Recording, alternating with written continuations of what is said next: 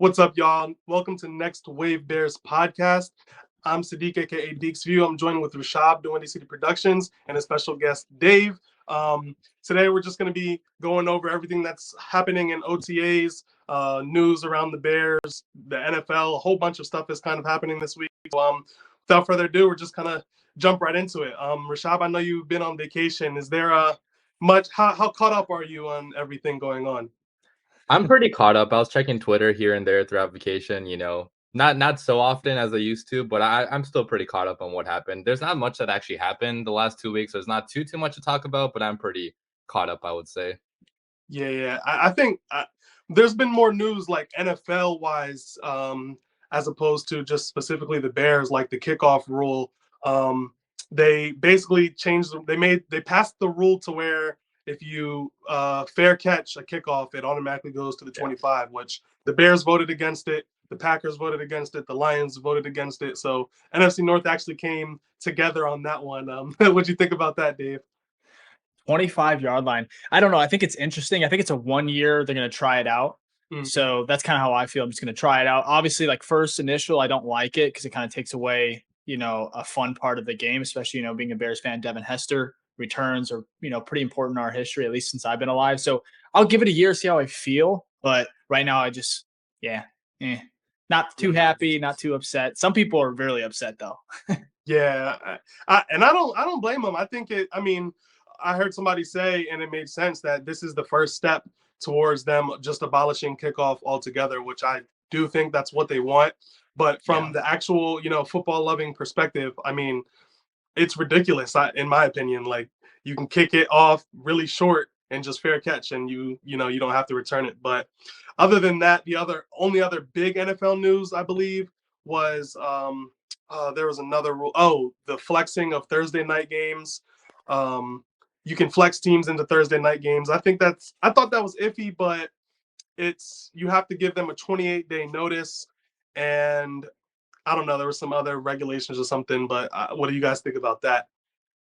I don't think they're ever going to really flex. They might do like once a year or something, but I don't think it's going to be a thing where they're flexing like 2-3 games a year. So I don't think it's going to be too big of a deal. It still kind of sucks though, because you never want to play more Thursday night games than you have to. I know the Bears have 2 Thursday night games this year, which really sucks, but yeah, it's a thing where the NFL obviously wants to make money, and that's a way for them to make money by having better matchups on Thursday night. So not a fan of it really though.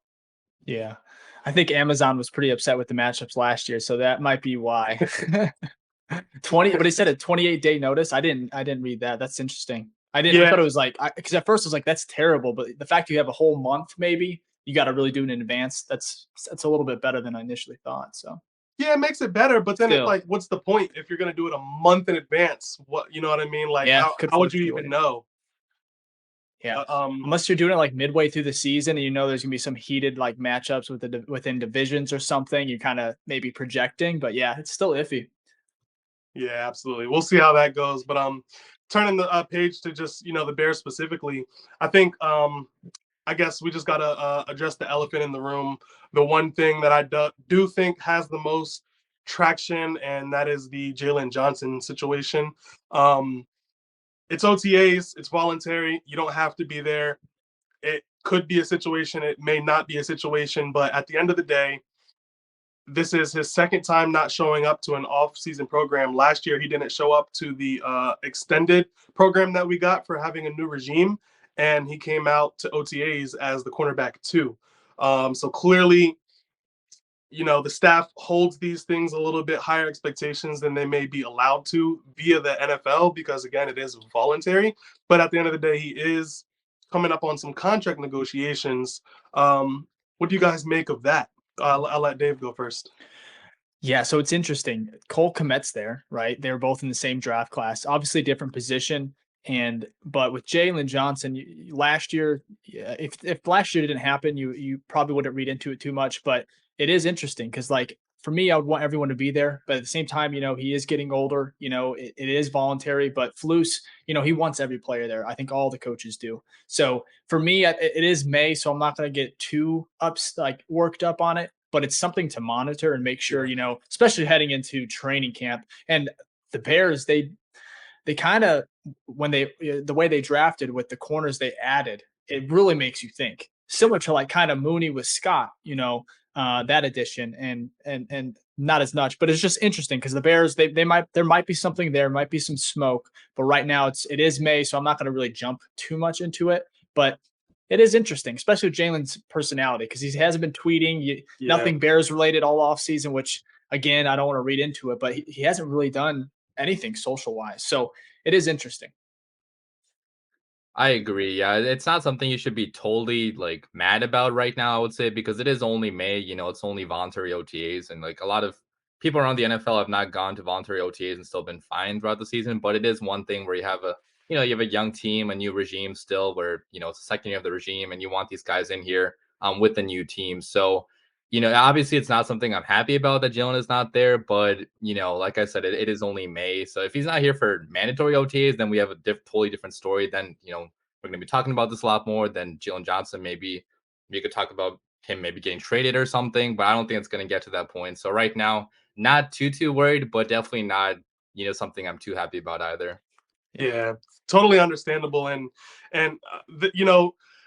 Honestly, it's been in the back of my mind all off season, not even just recently. So recently just kind of doubled down what I've been thinking. And I never wanted to really tweet about it or talk about it because I don't want to come off as that guy who's trying to push guys out of town because, we're in 2023. These players can see the things that we're saying, you know what I mean? So I don't want to push a narrative that, especially just outside looking in, I have no idea what's going on. With all of that being said, I genuinely would not be surprised if this were to be his last season in Chicago. I'm not going to say that I want him gone. I love Jalen. I think he's a baller. But when you look at his ball production and he only has one interception his entire career, and the contract situation, we know how Ryan Poles handled the Roquan Smith situation. Ryan Poles had a number, Roquan had a number, they couldn't meet it. We saw how Ryan Poles said he valued Monty. They couldn't come to a number, whatever the case may be. So don't want to, like you guys said, don't want to speculate any more than that, but I just don't think I think you can't just say it's nothing, but at the same time, it's not everything right now.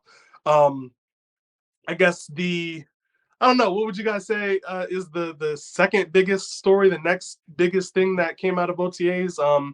Maybe Nate Davis not being there isn't a big issue, but Ja'Tyre Carter got a lot of talk online about being that next man up at the right guard position.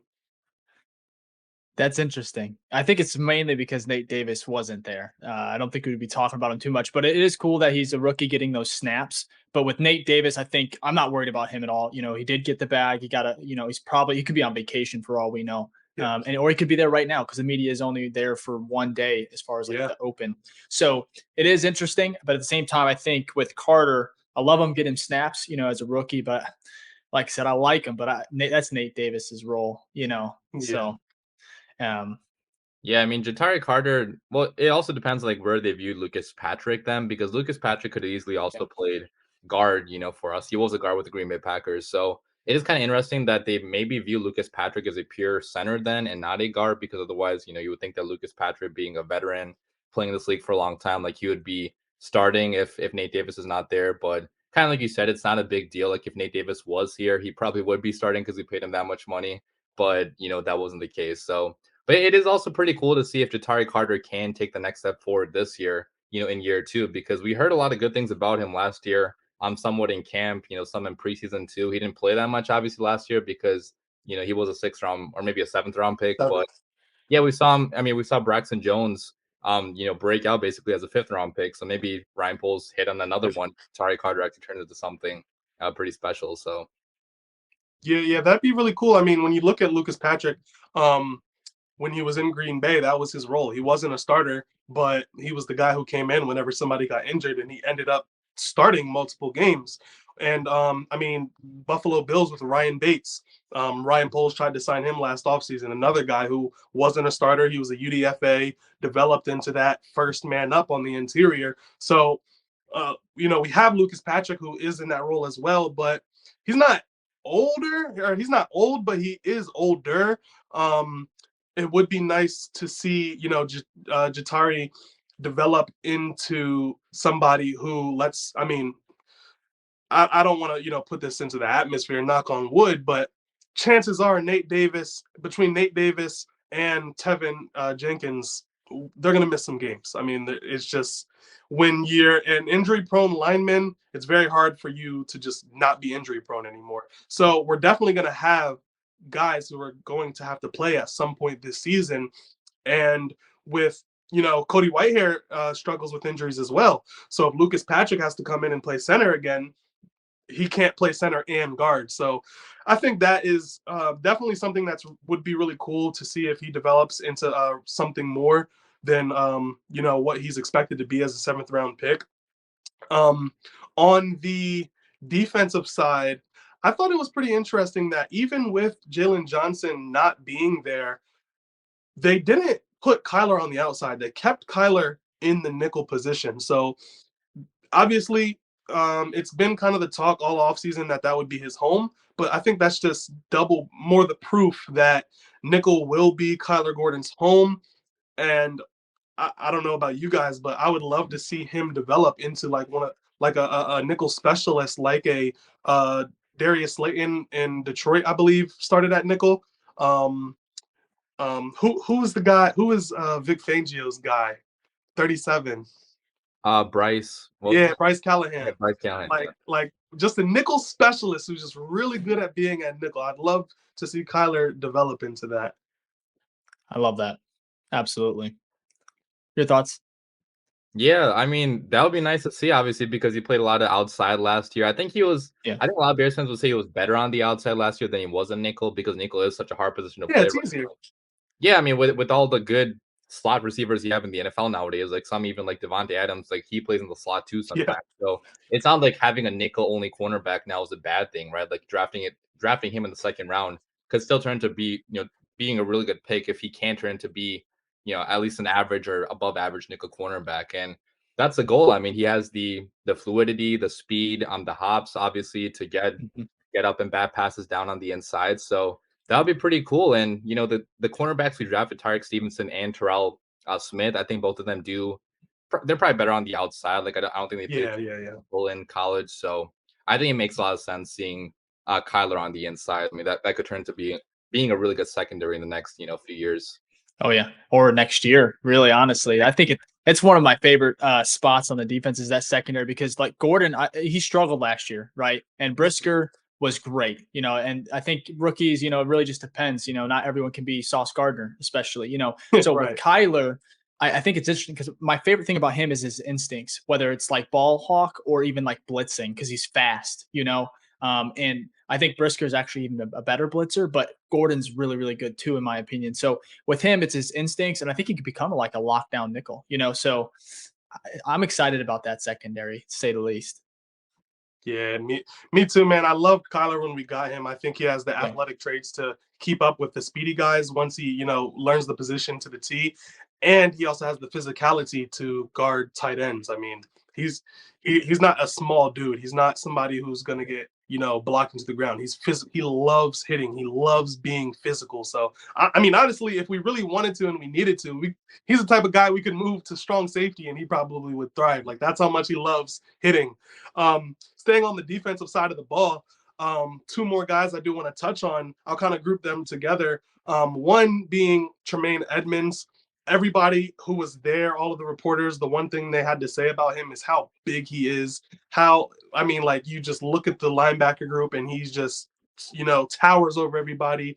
He clearly is a physical presence on that defense who stands out. I'm really excited to see him on the defense, and tying him into Andrew Billings, who Tremaine Edmonds talked about in his press conference, and his face kind of like lit up and just talked about how big of a presence Billings is on the defensive line. And I would love to see if Billings,